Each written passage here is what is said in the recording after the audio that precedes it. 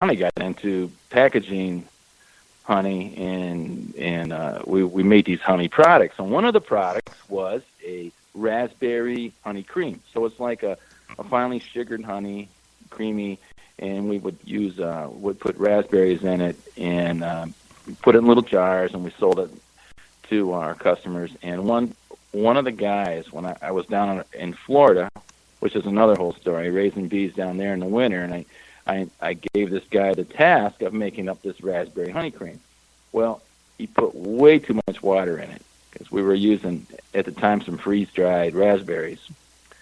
And it was like, he got the decimal point 1 point off, and it was 10 times too much water. Yeah. Oh, so no. Accidental Mead. Raspberry. And it was almost 1,000 pounds of honey. It was a big batch for us. Ouch. So I was really lamenting that, and I came home and I was telling Sharon about it, and I go, oh my God, what am I going to do with this? I tried to dry it with a dehumidifier, and of course it didn't dry. She goes, well, why don't you make mead? I said, awesome, that's a good idea. So I went to a local winemaker I knew. I met through the beekeeping. We would deliver bees every year to this farm, and he was the winemaker on this farm. They grew grapes and cherries and all that. And brought it home and batched up. It just turned out awesome. It's just partly luck because I had some winemaking skills, but not the technical expertise that, over time you accrue. So this one turned out good, and I don't know, I had so many cases of raspberry mead. And I'd take it to the music festivals and share it and parties. And it must have lasted 5-6 years, just giving it away. And everyone said, hey, why don't you make this and sell it? And I said, I don't know, I'm busy enough. Well, that was like in 1995 when I had that real big mess up with the raspberries. And before that was hit and miss making carboys. So in 2010, I finally got a license. It was almost like a lark, like, why not, So I picked it up, and I was at a music festival, and I met this guy. This guy walked into our camp, if you will, and he was kind of drunk. He was drinking mead, and we had mead, the raspberry, and we became friends, and just shortly thereafter, he was a young winemaker with quite a few skills, working with other mentors, and he started working for us part-time. And the two of us, I had some skill, and he had a lot more, and he could tap into that whole world of winemaking. In our region, there's a lot of grapes and whatnot. So it started growing, but we were in our honey facility, which is there's a lot of beekeepers doing their thing in bee boxes and people packing honey and office people. And they finally had enough of us. After about 3 years in the honey facility, we picked up 10 acres next door to Sleeping Bear Farms honey plant and built a new facility. And it's working out pretty good. It's been almost 3 years since we built it. Tasting room and a really nice barn, maybe 125 years old, post and beam that we're renovating and doing weddings and events and fundraisers and putting in bocce ball courts, all the fun stuff. You got the bee garden and the bee garden. Yeah, the bee garden was awesome. Yeah, I really liked that. I was bummed that we weren't able to connect the last time we came up, but hey, what next time? Next time I come home, we will. Yeah, next time. Well, we had fun with that because I wanted to do some skeps. Just growing up in the bee world and reading all the old bee books when I started out, I just poured through them all, just dreaming about being a beekeeper, and I finally found some skeps, but they were in East Europe. So I had some shipped here, and just for the experience, to show people what and how they kept bees back in the day. I stocked the skeps with honeybees, and they packed them out. There's so much honey in them. The bees are like all around the bottom of these baskets, and that's what a skep is. For anyone who doesn't know, it's like it was a low technology way of making a beehive. It was essentially just like an open basket upside down, made out of like reeds. I have some with mud on them, and some are made with straw that's woven together. And it was something that you could last a couple of years. Maybe they might last 4 or 5 years undercover. And but the downside is you really have to wait for the bees to die before you get the honey out. Oh dear. So yeah, and back in those days they would swarm a lot because they can't. A beekeeper has to add more boxes to a hive as they fill up with honey, and with a skep you can't hardly do that. So it's a real big thing in England. There's people they're the level of artists making skeps. One of the guys' names is Martin, and he's on the web, and they're just beautiful, beautiful baskets. It's worth taking a look at. So they're very pretty, but not all that practical for the beekeeper who needs to get their honey out before the bees die. Right. They're not practical, but it's essentially like a beekeeping museum. I want to get hollow logs and cut windows in them and set those up too. And that'd be cool. That would be cool. Yeah, that would be cool. And there's some of the girls in the tasting room painted up a bunch of bee boxes and with really cool designs, and got those out in the bee garden too. Nice. It's just something you get outside and walk around outside from the tasting room. I'm wondering if your guy Martin is the same Martin I know, who's a mead maker. They call him the Drunk Monk, and he's got a pub in Western England. Could be that guy. Interesting. I wonder if it is. We'll have to trade information and see, because my guy, when I was in England, he was distributing mead and got me like a case and a half of stuff to bring home with me because I couldn't find it in a lot of places. I couldn't hit all the places I wanted to go to. So he got me stuff from like the Isle of Skye and some parts of Scotland that I couldn't get to just because our trip didn't allow for us to go everywhere we wanted to go. And then some meads that just you had to find the place. Now they're in a lot of places. But yeah, he was awesome. He was like, I went and picked up a case and a half of mead, got on a plane, and came home. It was kind of funny. We didn't even get the chance to hang out, which was a bummer. I got to go back at some point.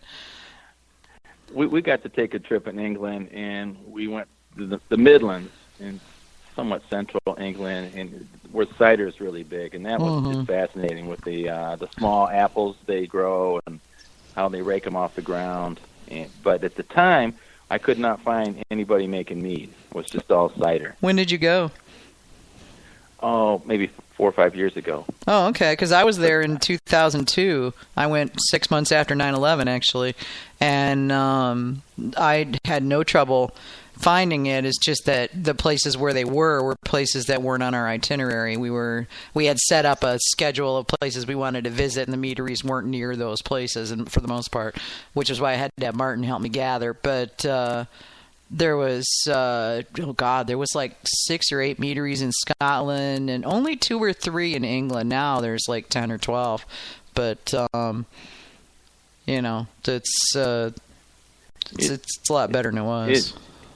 Is the UK experiencing a renaissance like we are in the States?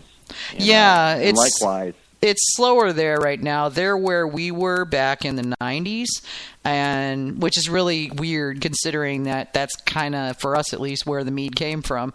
Obviously for other countries it's their own internal stuff, but our mead came over on the boat, so to speak, and now they're starting to see where there was only 1 or 2 meaderies in the UK proper, right? In Britain, there's 8 or 10 now. I'll have to go look at my notes, but they're popping up all over. There's London, Gosnell's London Mead is one of the big ones. Mike Fall visited them when he was over there last, and there's still a bunch of them up in Scotland, and now there's some more that are popping up in various parts of England. So yeah, I think they're seeing a renaissance. And Hamish in Australia, what can you share? Oh, yeah. Is there... He's using it to lure me to Australia, is what he's doing. Yeah. Well, I've been trying to get Vicky to come over to Australia for a while. We have a few meaderies around the place that I've been trying to get her to come along for a road Yeah, well, trip. the problem is that they're all over the country, and like it takes 48 hours to get from one city to the next in your country. So Yeah. It's not that bad. Most cities are only eight hours away from each other. But that means if you want to go to anything but your closest city, it's 16 hours away, yeah. Right, I was just going to say, you're in Melbourne, Yeah. but if I wanted to go to Perth, that's what? A long way. 4 days. Yeah, thank you. Okay. We'd have to get on a plane. Perth is California from New York. Exactly, yeah. It's like a long way. So, yeah, I mean, your meaderies are scattered. So Yeah, but we can ignore Perth. we can ignore Perth. I'm sure Perth. Well, it's pretty incredible how many meaderies are popping up in the U.S. It's incredible. Well, we topped Every 500 a couple weeks ago, and a month ago when Jeff Herbert asked me how many meaderies there were in the United States, it was 475. And I literally am stumbling over new meaderies or meaderies in process almost every single day now. It's just crazy, I mean...